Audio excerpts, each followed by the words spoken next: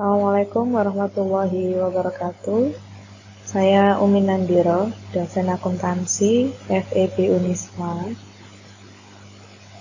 Ya, dalam video kali ini saya akan menyampaikan materi terkait dengan proses siklus akuntansi perusahaan dagang.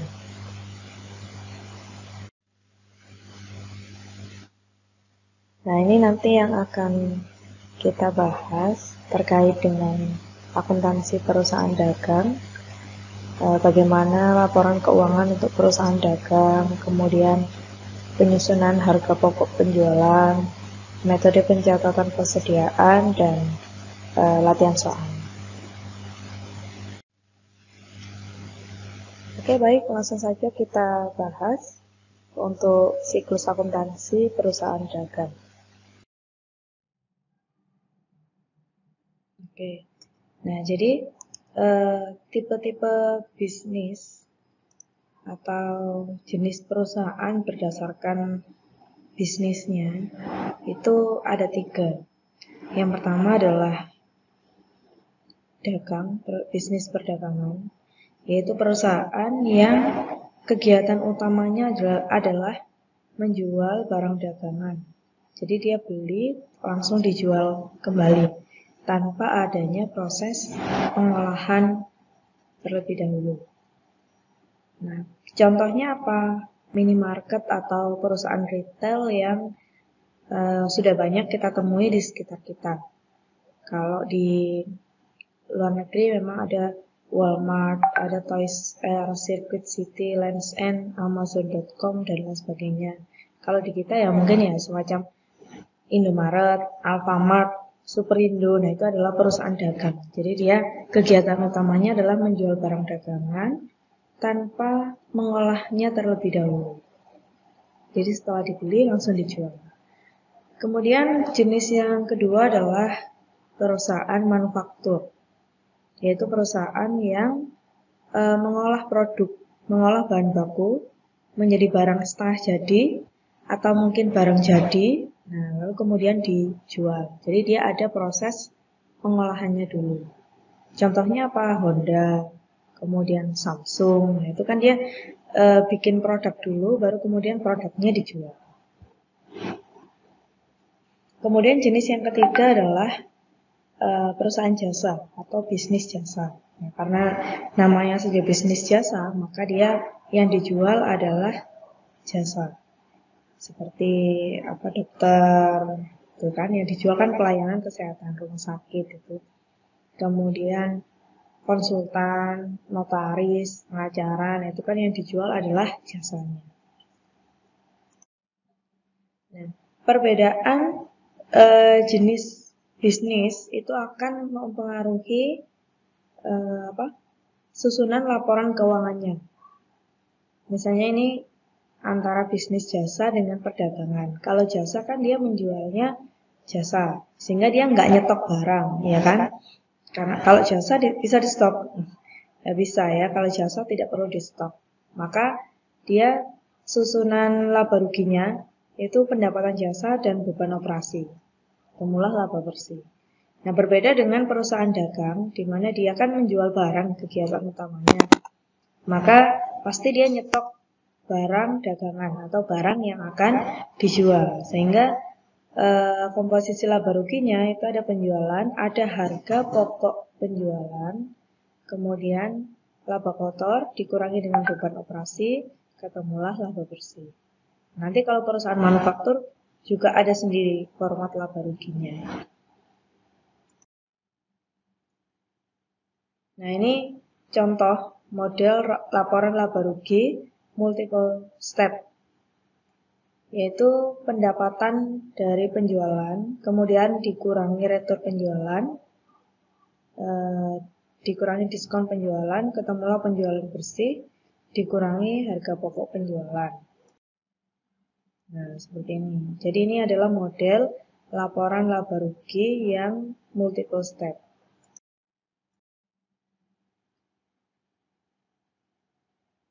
Kemudian di dalam mencatat persediaan, karena kan memang persediaan barang dagangan itu adalah aset yang paling utama bagi bisnis atau perusahaan dagang. Sehingga metode pencatatannya juga ada sendiri. Nah, ada dua metode yang umumnya dipakai dalam penentuan harga pokok atau dalam mencatat persediaan. Untuk metode periodik, metode penentuan harga pokok penjualan dan jumlah barang dagangan di tangan. Dengan metode ini, catatan persediaan tidak menunjukkan jumlah yang tersedia untuk dijual atau jumlah yang dijual selama periode berjalan. Nah, berbeda dengan metode perpetual, dengan metode ini, setiap pembelian dan penjualan barang dagangan dicatat dalam akun persediaan dan harga pokok penjualan. Jumlah yang tersedia untuk dijual dan jumlah yang dijual secara terus-menerus diungkapkan dalam catatan persediaan secara real time. Jadi kedua metode ini nantinya akan mempengaruhi pencatatan penjualan. Ya, jadi perusahaan mau milih yang mana itu nanti akan mempengaruhi jurnalnya pada saat penjualan. Nah, untuk lebih mudahnya dalam memahami, coba kita lihat contoh soalnya.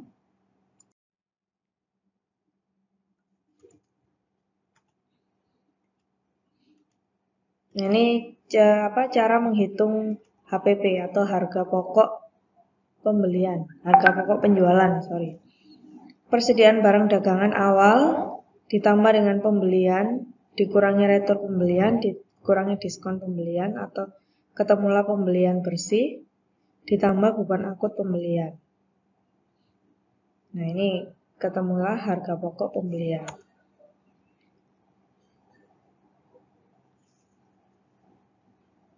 Kemudian barang tersedia untuk dijual adalah persediaan awal ditambah dengan harga pokok pembelian. Dikurangi persediaan barang dagang di akhir, ketemulah harga pokok penjualan. Jadi yang pertama kita cari dulu harga pokok pembelian, supaya kita tahu barang yang kita jual itu belinya berapa.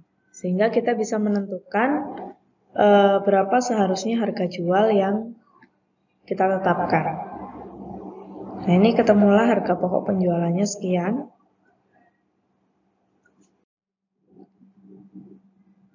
Nah, ini untuk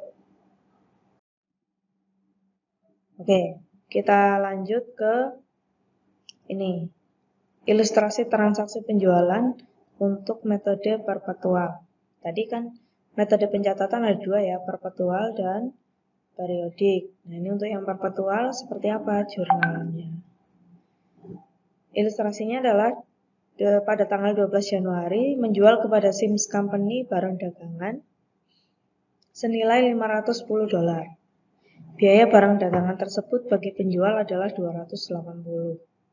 Biaya barang dagangan ini maksudnya HPP, harga pokok penjualannya.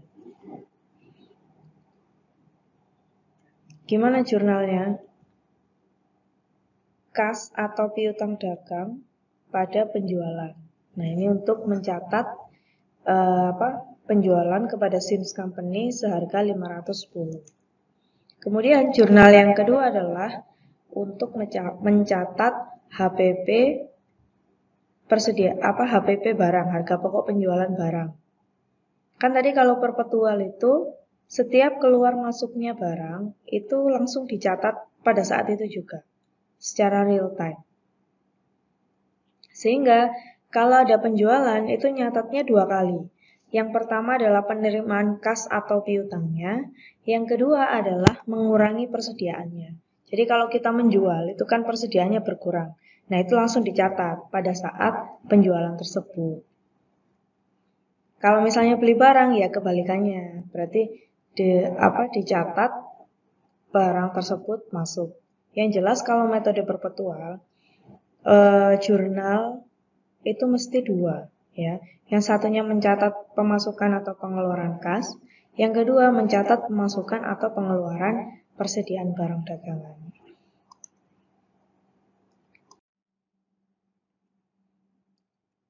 Oke, berikutnya kita bahas terkait dengan syarat pembayaran. Jadi di dalam transaksi jual beli pada suatu perusahaan itu kan sangat lazim sekali dilakukan dalam bentuk kredit. Artinya penjualan barang atau jasa yang tidak secara tunai atau kredit. Nah, untuk itu di dalam transaksi kredit tersebut biasanya itu ada syarat pembayaran, yaitu syarat kapan pembayaran barang dagangan tersebut harus dilakukan. Jika pembeli diperbolehkan membayar dalam jangka waktu tertentu, hal ini disebut sebagai periode kredit. Jadi setiap penjualan kredit itu harus ada periode kreditnya. Karena kan harus ditentukan ya sampai kapan boleh boleh ngutangnya. Nah, ini salah satu contoh syarat pembayaran yang seringkali diterapkan. Nah, ini notasinya seperti ini, 2/10 N/30. Artinya apa? Diskon 2% jika dibayar dalam waktu 10 hari setelah tanggal transaksi, dan batas akhir kreditnya adalah 30 hari dari tanggal transaksi. Oke. Nah, ini contohnya ada faktur penjualan faktur penjualan senilai 1.500. Jika tagihan dibayar dalam waktu 10 hari, maka dia dapat diskon 2%. Tapi jika tagihan tidak dibayar dalam 10 hari, artinya bayarnya tuh sudah lewat dari 10 hari, misalnya hari ke-15 gitu. Nah, maka dia tidak mendapat diskon. Nah, itu penerapan dari syarat pembayaran. Ini contohnya, ilustrasinya pada soal. Tanggal 21 Januari, perusahaan menerima pelunasan piutang dari Sims Company. Dikurangi diskon 2%. Nah, seperti apa jurnalnya? Kas, karena dia nerimanya kas. Kemudian diskon penjualan, piutang dagang. Ini yang ada kaitannya dengan transaksi yang pertama tadi ya. Penjualannya kan 510. Kemudian ada diskon 2%, yaitu 1.020. Maka yang harus dilunasi adalah 499,80.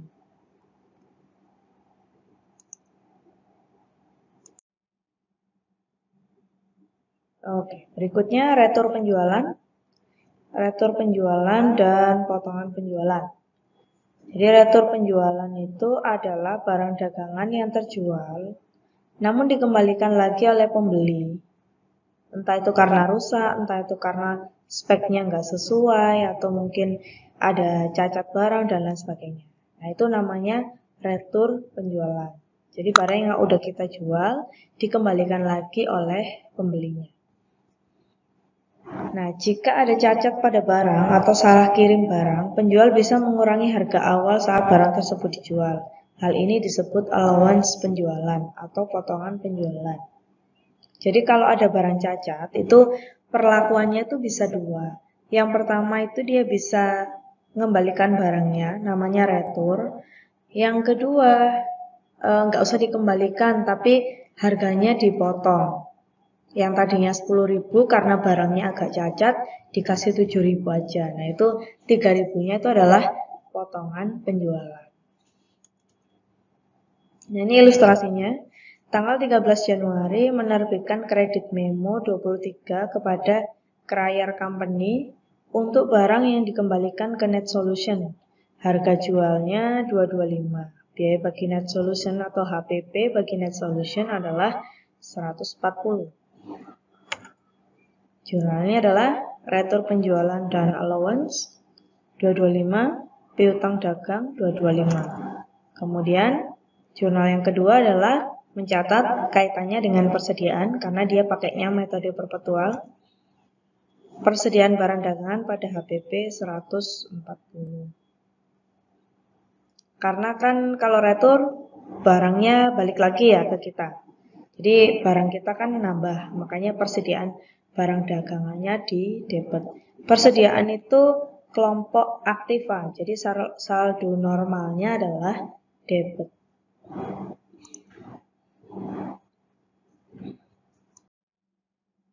Nah, ini ilustrasi transaksi pembelian untuk metode perpetual. 12 Maret Net Solution membeli barang dagangan dengan kredit dari Alpha Teknologi senilai $3.000. Jurnalnya gimana? Persediaan barang dagangan pada utang dagang.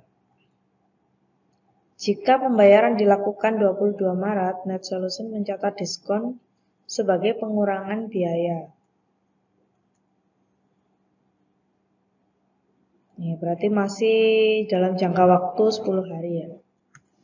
Utang dagang pada kas dan persediaan barang dagangan. Jadi diskon pembelian ini mengurangi HPP-nya, mengurangi harga pokok pembelian persediaan barang dagangan.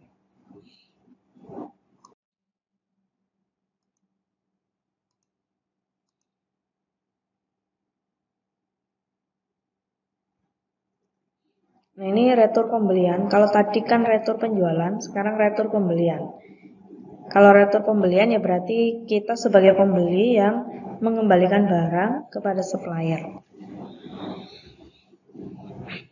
Nah, ini 4 Mei Net Solution mengembalikan 3.000 barang dagangan. Jurnalnya adalah utang dagang, persediaan barang dagangan. Ya, utang dagangnya berkurang sehingga dia sebelah debit. Persediaan barang dagangannya juga berkurang sebelah kredit. Oke, sekarang yang juga tidak bisa dilepaskan dari transaksi perusahaan, khususnya perusahaan dagang, adalah biaya transportasi, biaya angkut. Ya, kalau teman-teman keseringan nyebutnya ongkir gitu ya. Nah, di dalam perusahaan itu ada 2 metode pengakuan biaya transportasi. Yang pertama adalah metode shipping point dan metode destination point. Jika menggunakan metode shipping point, maka pembeli yang harus membayar biaya angkut dan mendebit persediaan barang. Nah, jika menggunakan ini, maka kepemilikan barang berpindah ke pembeli saat pengangkutan meninggalkan gudang penjual, meskipun barangnya belum nyampe. Nah, itu sudah bisa diakui sebagai barangnya pembeli. Kalau menggunakan FOB destination point, maka yang membayar biaya angkutnya adalah si penjual. Penjual membayar biaya angkut dan mendebit biaya angkut penjualan. Nah, untuk yang ini, maka pengakuan kepemilikan barang itu berpindah ke pembeli saat sudah tiba di tujuan atau gudang pembeli. Nah, bedanya dengan ini, kalau yang ini tadi kan meskipun belum nyampe udah boleh diakui sebagai persediaan. Kalau yang ini, jika belum nyampe, nggak boleh diakui sebagai persediaan. Jadi harusnya betul-betul nyampe gudang dulu, baru boleh diakui persediaan. Itu terkait dengan pengakuan persediaannya. Kalau terkait dengan pembayaran ongkirnya, kalau yang shipping point, maka yang dibebani biaya ongkir adalah pembeli. Kalau FOB destination point, yang dibebani biaya ongkir adalah penjual. Nah, ini juga yang tidak kalah penting, yaitu pajak penjualan. Itu yang sering kali kita jumpai ketika kita belanja di minimarket. Nah, itu kan harganya nggak pernah ganjil ya, karena itu ada pajaknya. Misalnya harga barangnya 1.000 gitu, yang kita bayar ya 1.100.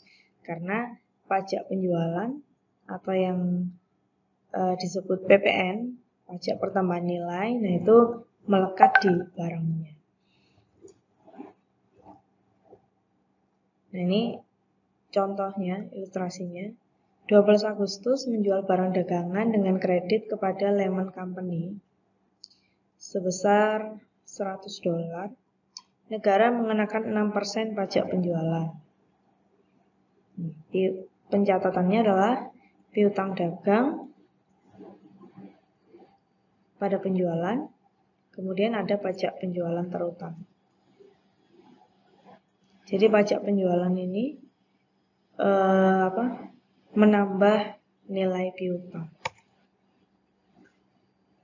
Kemudian yang ini 15 September penjual menyetor 2.900 untuk pajak yang dikumpulkan selama Agustus.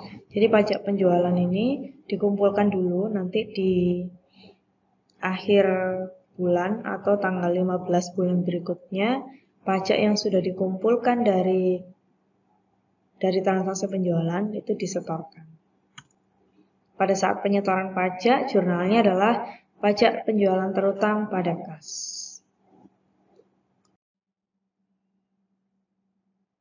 Nah, ini ilustrasi akuntansi untuk bisnis perdagangan. 1 Juli School Company menjual barang dagangan dengan kredit kepada Burton Corporation seharga $7.500 dengan metode FOB shipping point. Syarat pembayarannya N/45, berarti masa kreditnya 45 hari. Harga pokok penjualannya adalah 4.500. Nah, sekarang kita lihat bagaimana jurnal di sisi penjual dan jurnal bagi pembeli. Schooly sebagai penjual, maka dia akan menjurnal 2. Berarti ini pakainya metode perpetual ya. Jurnal yang pertama adalah piutang dagang pada penjualan, yaitu 7.500. Kemudian HPP pada persediaan barang dagangan 4.500. Untuk si Burton Company pembeli gimana jurnalnya? Persediaan barang dagangan pada utang dagang 7.500. Berikutnya, Burton Company membayar biaya transportasi 150 untuk pembelian 1 Juli dari Schooly Company. Tadi metodenya pakai shipping point ya, berarti yang bayar ongkir adalah pembeli. Gimana jurnalnya? Schooly Company tidak ada jurnal karena yang membayar adalah pembeli. Nah, si Burton Company membayar biaya angkut, jurnalnya adalah persediaan barang dagangan pada kas. Transaksi berikutnya. 5 Juli, Schooly Company menjual barang dagangan dengan kredit kepada Burton seharga 5.000 FOB Destination Point dengan syarat pembayaran N/30. Harga pokok penjualannya adalah 3.500. Jurnalnya piutang dagang pada penjualan. Ini untuk penjual ya, dari sisi penjual yaitu Schooly Company. Dia menjurnalnya 2 pasang jurnal.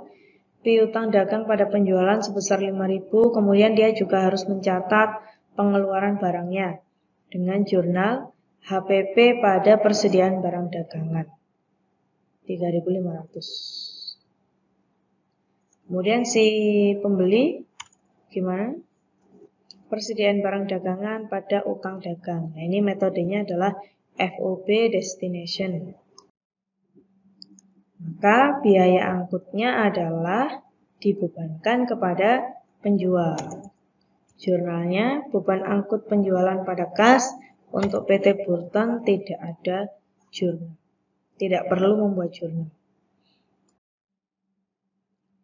Ini Juli Company mengirimkan Burton Company kredit memo untuk $1.000 barang dagangan yang dikembalikan atas pembelian kredit 5 Juli. Harga pokok penjualannya adalah $700. Berarti ini apa? Ini ya, retur penjualan ya. Nih. Retur penjualan pada piutang dagang. Kemudian jurnal berikutnya adalah persediaan barang dagangan pada HPP. Untuk sisi pembeli gimana pencatatannya? Utang dagangnya berkurang, persediaan barang dagangannya juga berkurang sebesar $1.000.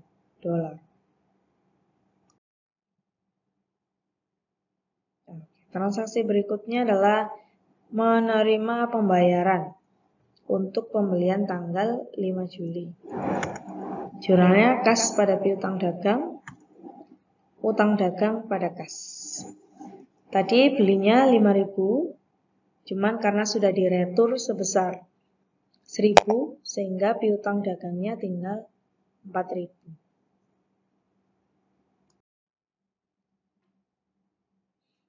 Ilustrasi akuntansi untuk bisnis perdagangan tanggal 18 Juli. Scully Company menjual barang dengan kredit kepada Burton Company 12.000. FOB Shipping Point 2/10 NEOM. End of month, artinya akhir bulan. Scully membayar di muka biaya transportasi 500. Ini yang ditambahkan ke faktur. Harga pokok penjualannya 7.200. FOB Shipping Point ini berarti yang bayar siapa? Pembeli ya. Jurnalnya adalah piutang dagang pada penjualan, ini untuk barangnya. Piutang dagang pada kas, ini untuk pengakuan pembayaran biaya angkut atau biaya transportasi dibayar di muka. Nah, si Burton Company dia mencatat persediaan barang dagangan 12.500, utang dagangnya 12.500. Jadi barangnya harganya cuma 12.000, tapi karena sudah ditambah ongkir 500. Scully Company menerima pembayaran dari Burton Company untuk pembelian 18 Juli dikurangi diskon 2%. Diskon 2% dari harga barangnya, yaitu 12.000. Jurnalnya adalah kas diskon penjualan pada piutang dagang. Untuk sisi pembeli, utang dagang, persediaan barang dagangan pada kas. Nah ini ada potongannya sebelah kredit, potongan pembelian. Kalau yang ini potongan penjualan. Baik, itu yang bisa saya sampaikan. Jika ada pertanyaan atau hal yang mau didiskusikan, silakan. Kurang lebihnya dari saya mohon maaf. Saya akhiri. Assalamualaikum warahmatullahi wabarakatuh.